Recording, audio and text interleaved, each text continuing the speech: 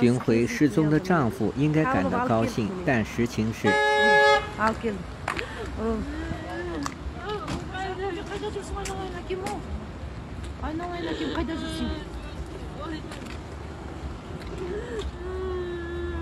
因为她丈夫加尔肯别克外表没有变，但精神状态完全不一样。新疆伊犁州一哈萨克族男子加尔肯别克2年前从哈萨克斯坦回到家乡后，被送入政治再教育营羁押。上月，加尔肯别克释放回到阿拉木图，当时已经出现失忆症，到周二他再次失踪。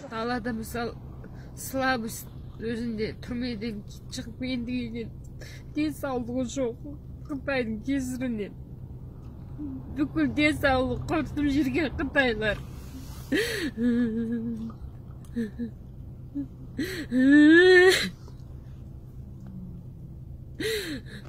被警方寻回后，神情呆滞。